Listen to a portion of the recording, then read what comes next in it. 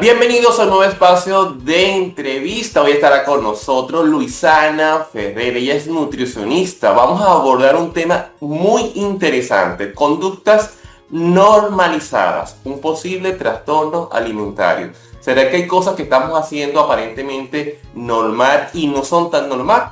Para eso tenemos a Luisana Ferrer en el día de hoy en nuestro podcast de entrevista. Gracias, Luisana, por aceptar nuestra invitación desde Caracas, Venezuela. Te saluda Danilo Max. Gracias, Danilo, por la invitación, un placer. Hoy el tema, conductas normalizadas. Luisana, desde tu experiencia como nutricionista, danos este concepto. ¿Qué es una conducta normalizada? Bueno, vale, una conducta normalizada al final es pues una acción que vemos como normal, ¿ok? Como costumbre, digamos, ¿no?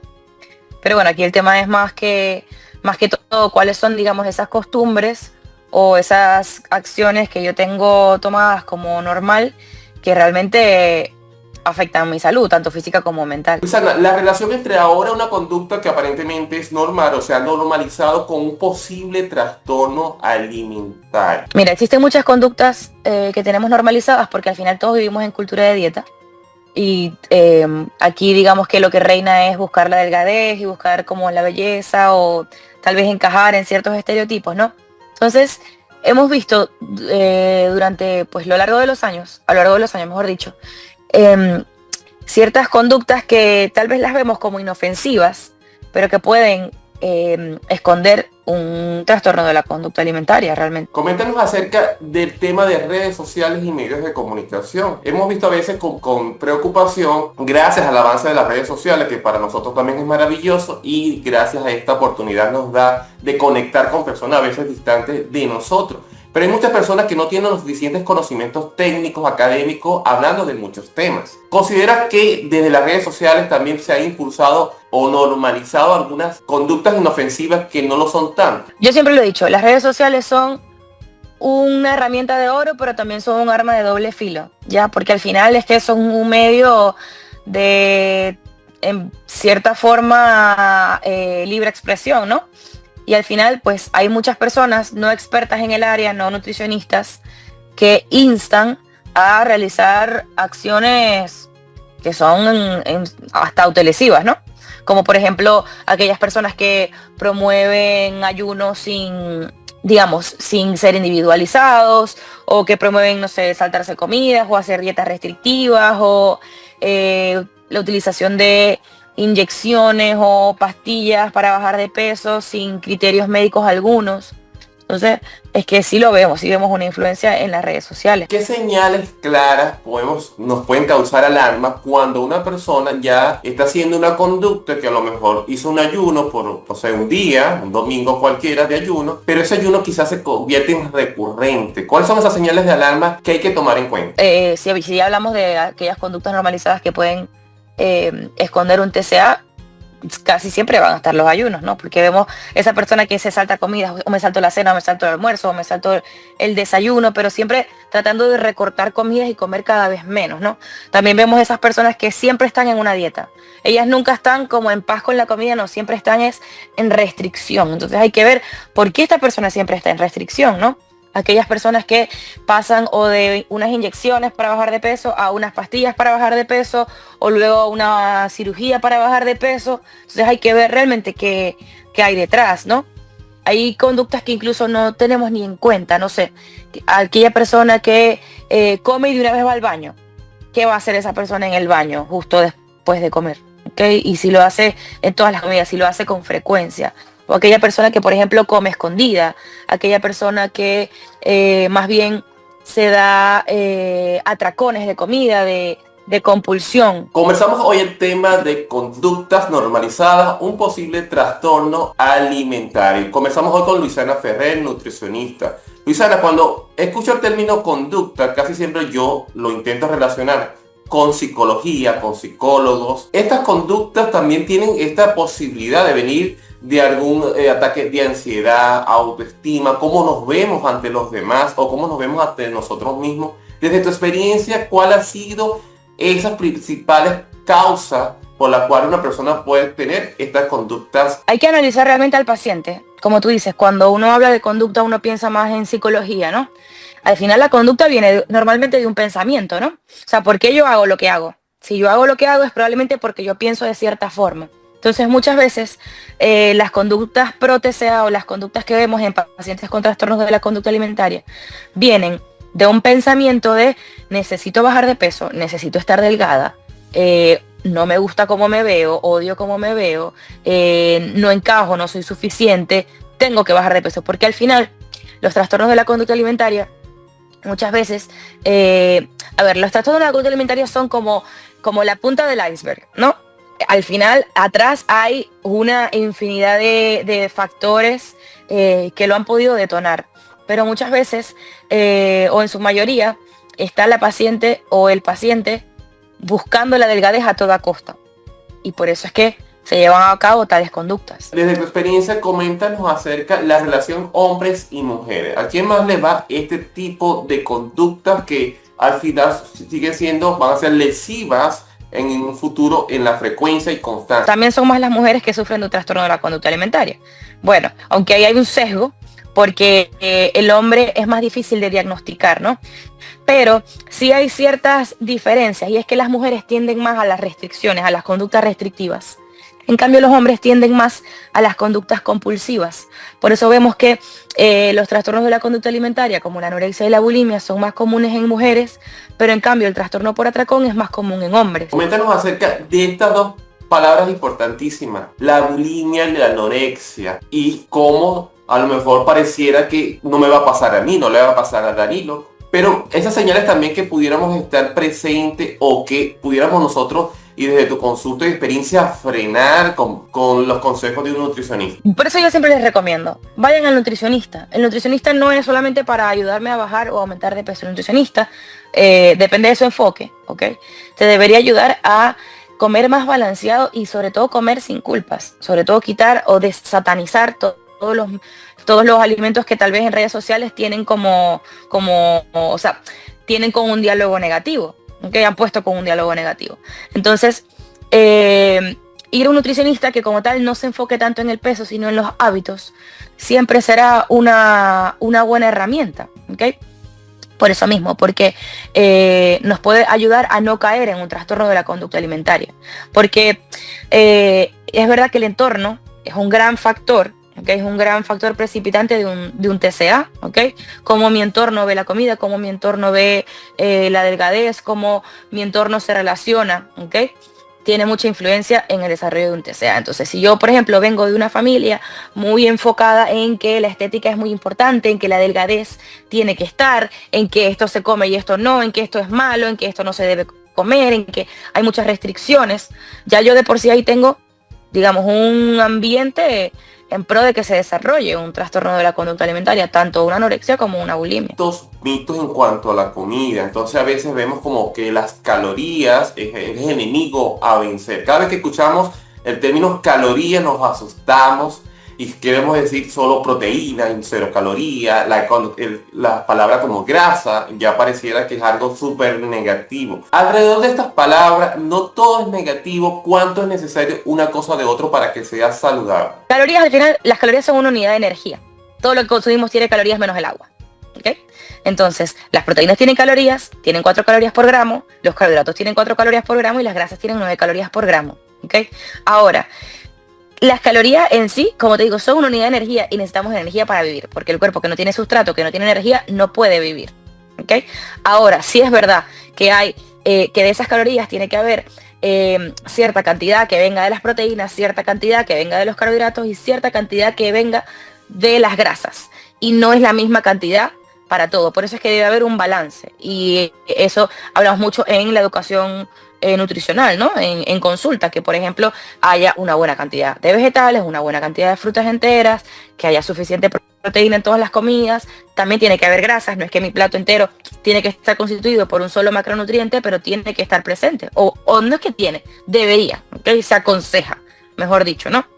Pero al final hemos satanizado muchísimo nutrientes que igual siguen siendo necesarios. Así tengamos satanizadas las grasas, es que el cerebro en su mayoría es grasa y la necesitamos para también poder pensar, ¿ok? Y necesitamos para que mis hormonas funcionen, ¿ya?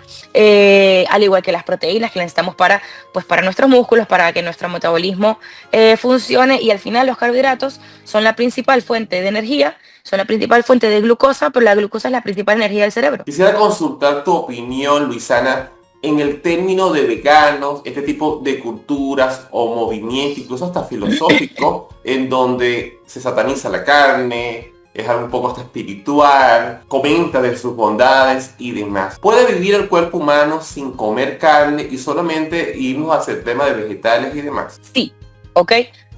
Porque es que hay dos tipos de proteína, está la proteína animal y está la proteína vegetal. Los veganos y los vegetarianos comen proteína, solamente que la comen de origen vegetal.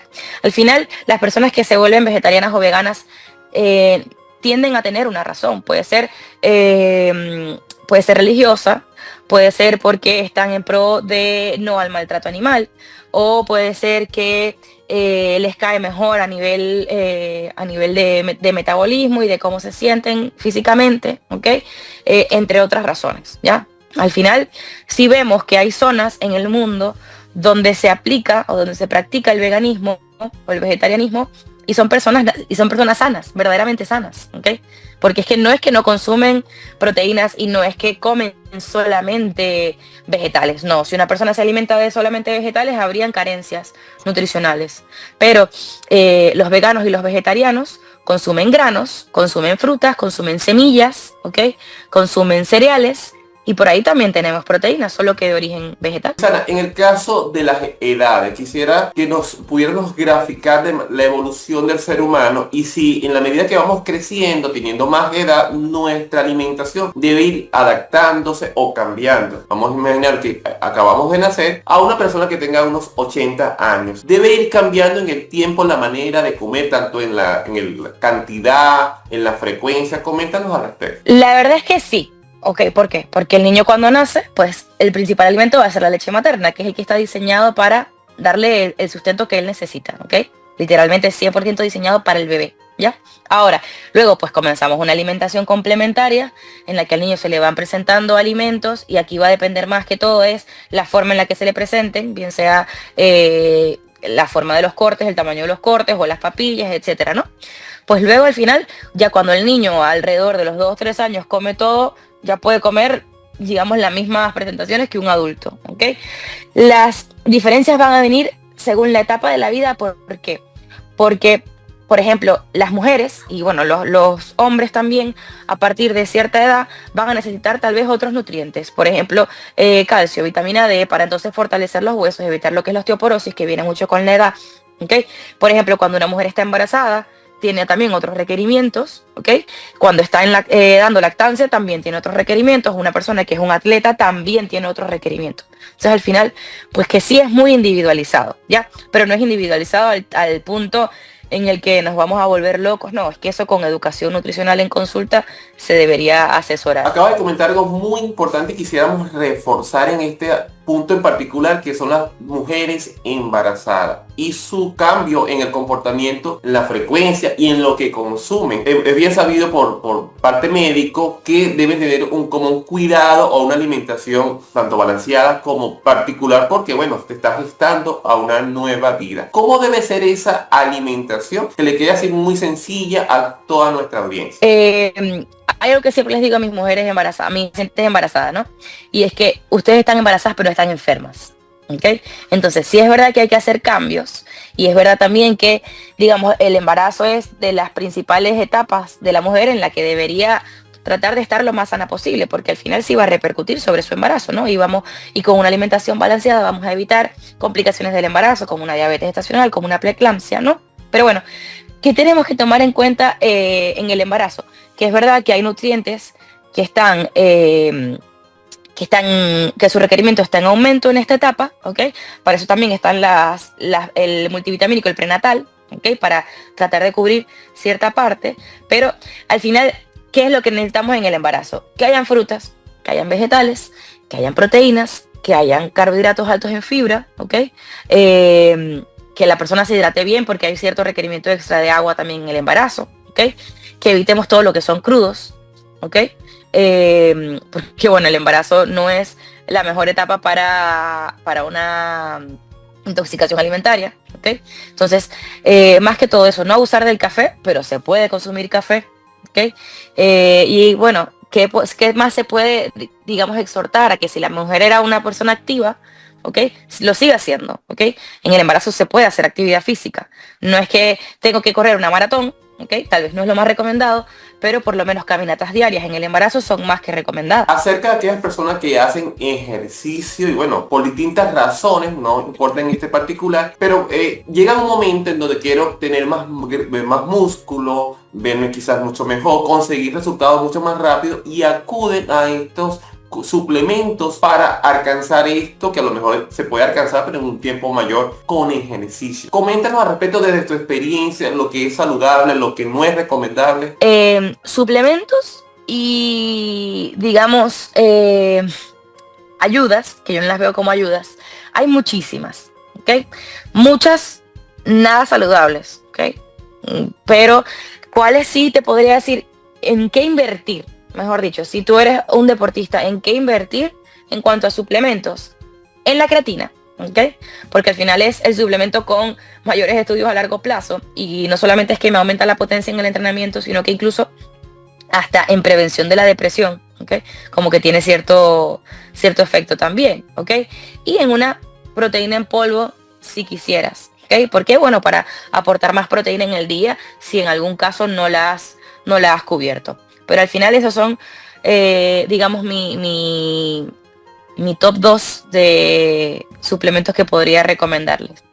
Al final también va a ser muy individualizado el uso de suplementos, depende del atleta. Luisana Ferrer, a lo que nos podemos encontrar en nuestro Instagram como La Vibra Saludable. Coméntanos estos servicios, Luisana, que puedes dar y ofrecer a toda nuestra audiencia, que para que puedan tener esos consejos, asesorías valiosísimas de tu parte. Y recuérdanos y refrescanos tus redes sociales. Bueno, en Instagram, como dijiste, me consiguen como @lavibra_saludable.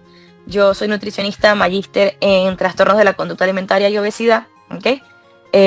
Pero también veo otros casos, como embarazadas, como simplemente pacientes físicamente activos, pero mi enfoque es en la alimentación intuitiva, ¿ok?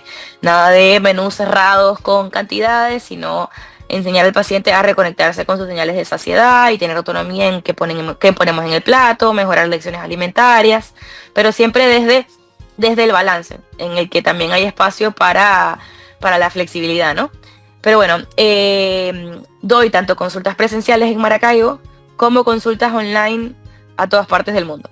Así que en mi Instagram, @lavibra_saludable, en la biografía está el link que te lleva al WhatsApp de mi asistente y ahí les da toda la información de las consultas para entonces agendar una sesión 1 a 1. Comenzamos con Luisana Ferrer, @La Vibra Saludable. Conecten con ella para que podamos hacer uso de sus servicios, sus conocimientos y las asesorías, que siempre es oportuno buscar a un especialista que nos pueda dar esa información veraz. Y desde Caracas, Venezuela, les acompañó Danilo Márquez y aquí seguimos creciendo juntos. Muchísimas gracias.